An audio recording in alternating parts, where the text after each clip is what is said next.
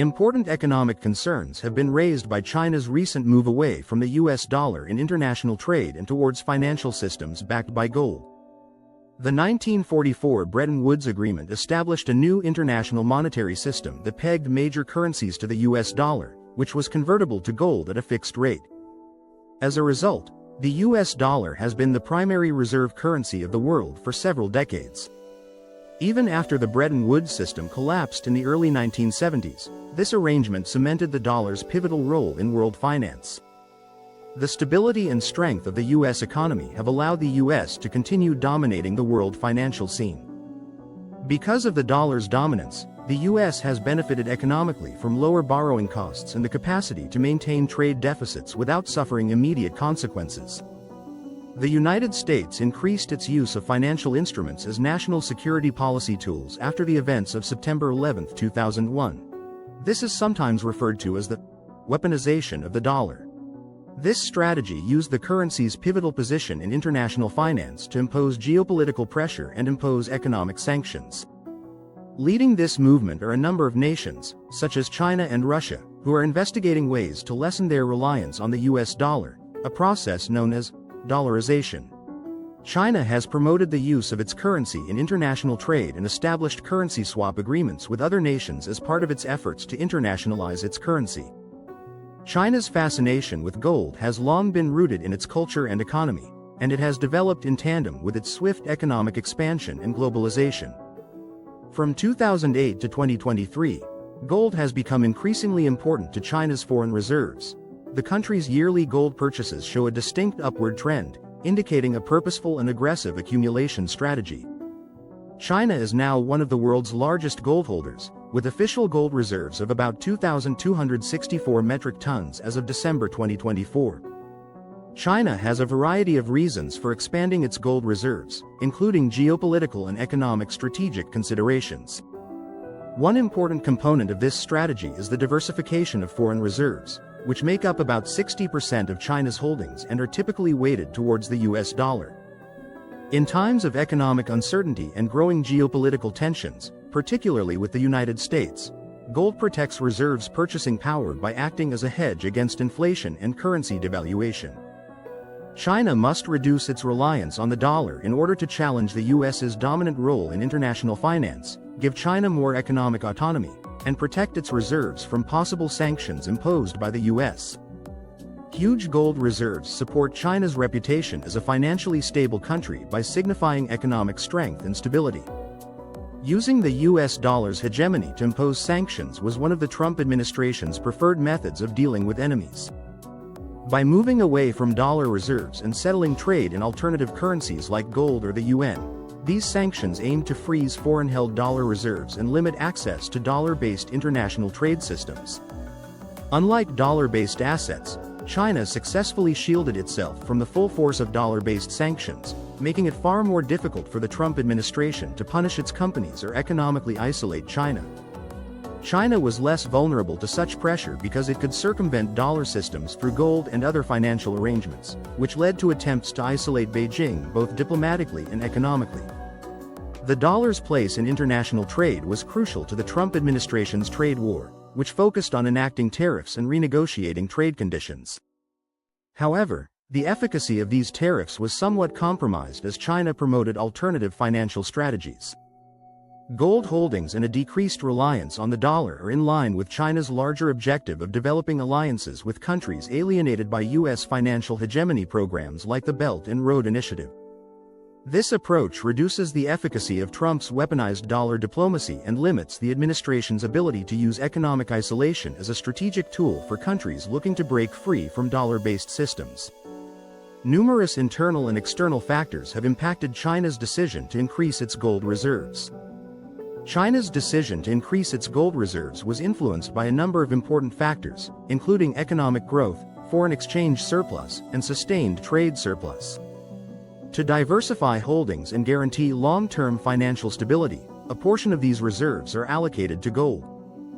This is consistent with interest rates, monetary policy, and China's strategic reserve diversification objectives. When interest rates are low, gold becomes a more appealing investment than fixed income securities. To improve stability and diversification, the People's Bank of China actively manages reserve allocations in favor of gold. China uses material assets like gold to protect its reserves due to geopolitical tensions, trade disputes, and the possibility of economic sanctions. Chinese purchasing strategies are greatly impacted by global market dynamics, including mining output and trends in gold prices. While the limited global supply of gold and the increased demand for investments drive up prices, strategic buying frequently takes place during price declines to maximize investments. Global gold mining operations, market liquidity, gold prices, and currency dynamics are all impacted by China's large gold purchases. China's steady demand drives up gold prices, particularly in uncertain economic times.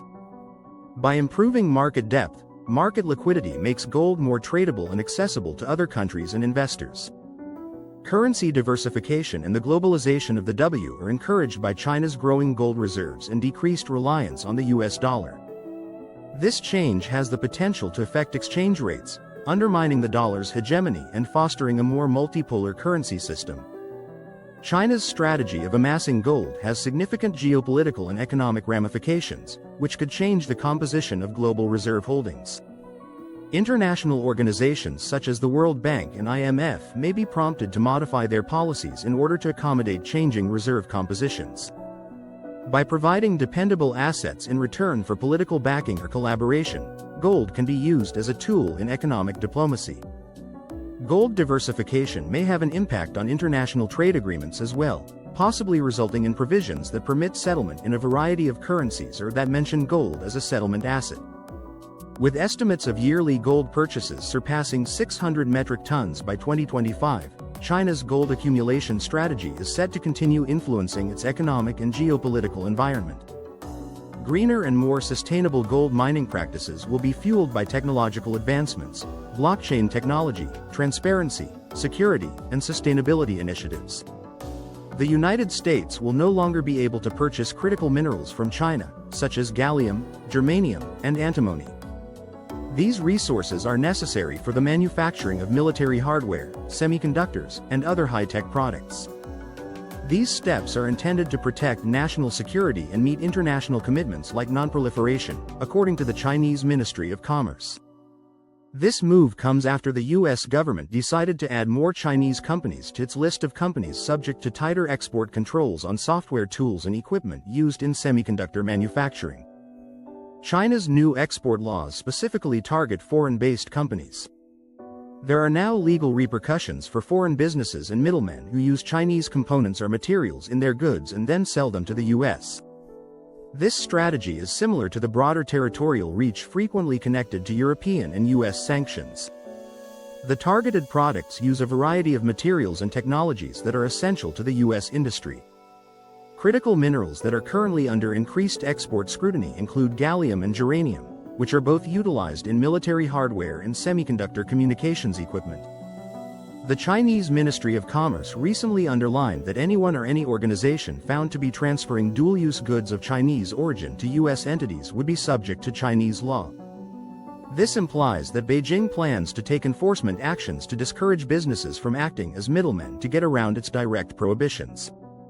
Legal experts believe that this is the beginning of more assertive Chinese oversight of its global value chains, even though the new regulations do not yet include comprehensive enforcement mechanisms. In order to reduce risk, multinational corporations now have to rush to verify the source of their inputs and establish substitute supply chains. It might be the end of the practice of covertly rotting Chinese materials in third-world nations to meet U.S. demand. China has long been a source of specialized components and necessary minerals for the United States, but the recent export ban on these elements has sparked worries about possible disruptions to the industry. Gallium is used in the manufacturing of gallium-9 semiconductors, which are necessary for high-frequency equipment like radar systems, satellite communications, and cell phones. Since germanium can transmit infrared light, it is an essential part of fiber optic cables that allow for high-speed data transfer over long distances. Gallium finds use in the production of radar systems, night vision objectives, and other military technologies that are essential to the capabilities of national security in the aerospace and defense industries. Infrared optics, which is essential for thermal imaging systems used in military and defense applications, uses germanium. Although these measures were made possible by China's export control law, which was passed in 2020, experts are still unsure of how strictly Beijing will enforce its extraterritorial provisions. Keeping Chinese companies from hiding their exports and discouraging middleman nations from assisting U.S. companies in evading direct prohibitions may be the main immediate objectives. Amid continuing trade tensions with the United States, Beijing's strategic position may be strengthened by Russia's increasing political and economic ties with China. Given the continued economic ties between the U.S. and China, Beijing has been compelled to look for other partners and lessen its dependency on U.S. markets and components as a result of the trade war and Washington's growing scrutiny of Chinese investment and technology. In this sense, senior Russian relations play a number of important roles, including reducing China's reliance on international supply chains for vital resources and commodities. Oil, natural gas, metals, timber, and other raw materials essential to China's manufacturing ecosystem are all exported in large quantities by Russia. Since its opening in late 2019, the Siberia pipeline has guaranteed a steady supply of gas, bolstering China's long-term energy security. Having a dependable, politically aligned partner like Russia for basic inputs decreases the pressure on China's industrial base and lessens the effectiveness of external attempts to stifle its economic growth. The United States has attempted to limit China's influence or restrict critical technology exports. While Russia's technology sector is far behind that of the United States and some European countries, it can help China build up its own capabilities. Along with the sharing of technical meals, it has strengths in advanced materials research and development projects, aerospace cybersecurity, and defense. In the long run, this can help China reduce its reliance on U.S. inputs, weaken the U.S.'s leverage from monopolizing edge technologies and standards, create alternative trade and financial channels, and progressively undermine the dollar's hegemony. As the United States looks to form alliances to thwart China's economic, technological, and military ascent, the Russia-China partnership offers diplomatic cover and strategic depth. While Moscow's support for Beijing makes Washington's efforts more difficult, Russia's participation in organizations such as the Shanghai Corporation, the UN Security Council, and other regional forums can act as a diplomatic buffer against U.S. attempts to isolate China. The partnership between China and Russia makes it easier to build infrastructure projects that can decrease dependency on U.S.-dominated maritime routes and open up new trade routes. By developing pipelines, railroads, and communication channels between the two nations, projects like Russia's Northern Sea Route through the Arctic can improve shipping times and reduce transportation costs for Chinese goods bound for Europe. As China can reroute trade and find new customers in markets where Russia can help broker entry or provide logistical support, infrastructure diversification lessens the impact of U.S. tariffs and supply chain pressures. Beijing can work with Russia to coordinate its response if the U.S. tightens trade or technological restrictions on China even more. Through securing a steady flow of vital resources, investigating technology cooperation, diversifying financial mechanisms, and obtaining diplomatic support, China can better manage and possibly win or at least withstand a protracted trade war with the U.S. by fortifying its ties with Russia. Russian cooperation gives Beijing vital tools and levers that gradually lessen the impact of U.S. pressure, even though it wouldn't completely remove the difficulties caused by U.S. trade policy.